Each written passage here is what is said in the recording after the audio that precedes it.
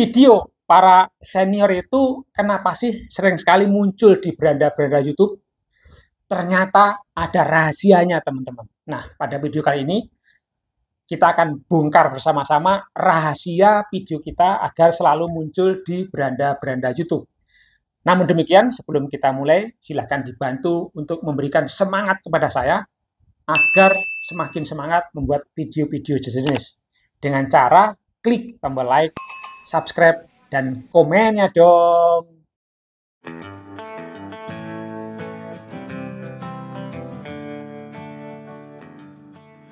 Kembali lagi teman-teman pada channel Don GTO, channel yang yakin akan menjadi besar. Nah, apa sih sebetulnya rahasianya agar video-video kita itu selalu muncul di beranda-beranda YouTube? Yang pertama teman-teman, rahasianya adalah dari segi kontennya sendiri ya, dari segi kontennya sendiri. Nah, bila konten video kita ini contohnya adalah konten tutorial ya, pastikan saat kita membuat konten itu dapat menjawab, dapat menyelesaikan masalah para penonton yang datang pada channel kita.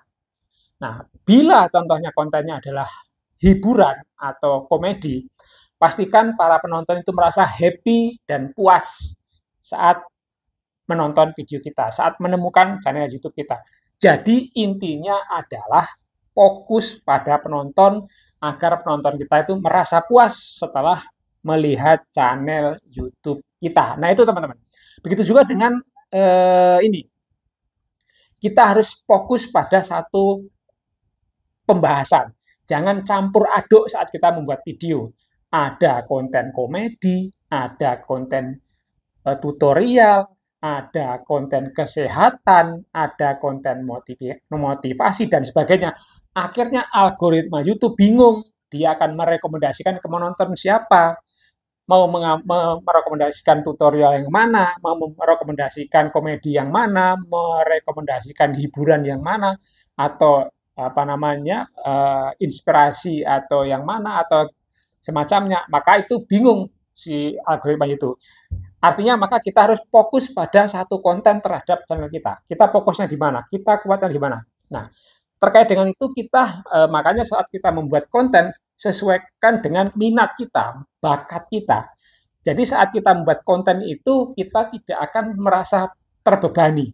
Kita merasa senang saat bikin konten sehingga kita dapat konsisten membuat video-video dengan secara konsisten, apakah setiap hari, 2 hari sekali, seminggu sekali, dan sebagainya. Jadi itu pentingnya. Begitu juga saat kita menentukan ide konten, fungsikan, gunakan metode ATM. Amati, tiru, dan modifikasi, sehingga kita harus sering-sering banyak-banyak menonton video-video yang satu tema. Banyak menonton channel-channel yang videonya satu jenis. Ya, kita amati, kita tiru, dan kita modifikasi, sehingga kita terapkan pada channel kita, agar kita tidak kehabisan ide konten. Nah, yang kedua teman-teman, rahasianya adalah di thumbnail dan judul. Karena thumbnail dan judul itu merupakan baliho besar yang menentukan apakah penonton itu akan nonton video kita atau tidak, apakah dia akan klik video kita atau bahkan kita penonton akan meninggalkan video kita. Rahasianya di judul dan thumbnail. Pastikan judul video kita ini mengandung kata kunci terhadap apa isi konten kita.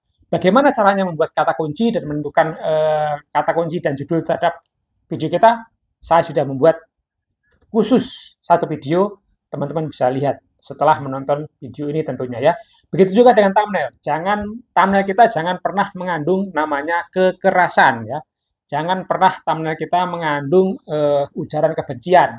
Kalau memang demikian, segera ganti teman-teman. Ganti dengan melakukan apa? Melakukan riset tentunya ya. Melakukan riset terhadap channel-channel yang sejenis. Nah, jangan sampai isi thumbnail kita itu tidak sesuai, tidak mencerminkan isi daripada judul video kita, yang nantinya ujung-ujungnya akan disebut sebagai hoax.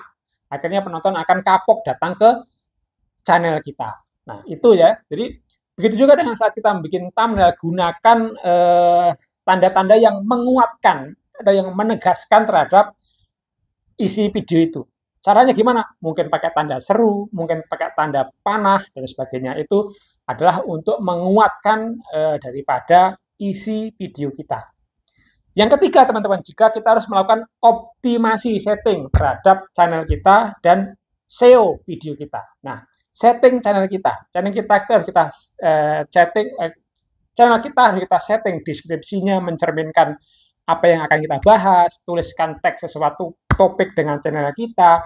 Hal ini akan mempermudah algoritma YouTube untuk memberikan rekomendasi kepada penonton yang satu minat dengan video kita, yang satu topik dengan video kita.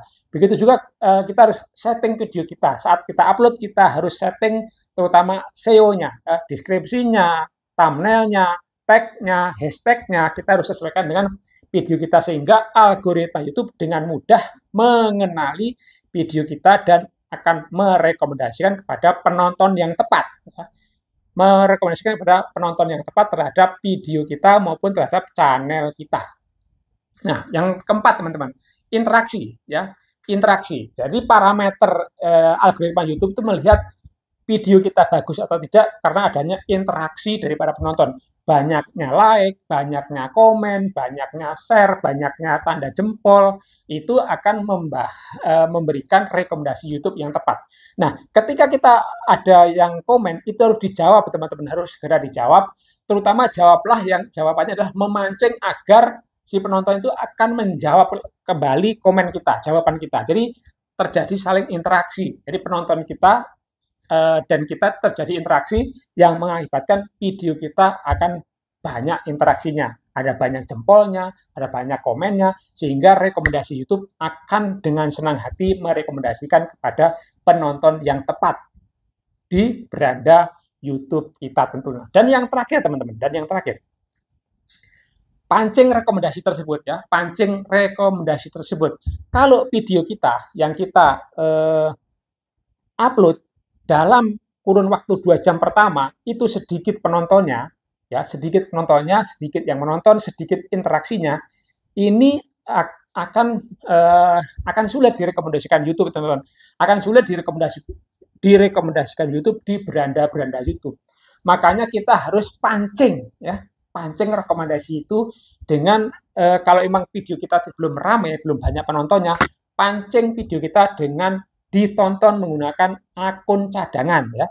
Tonton menggunakan akun cadangan pada durasi 2 jam pertama, ya. Segera tonton dengan akun cadangan.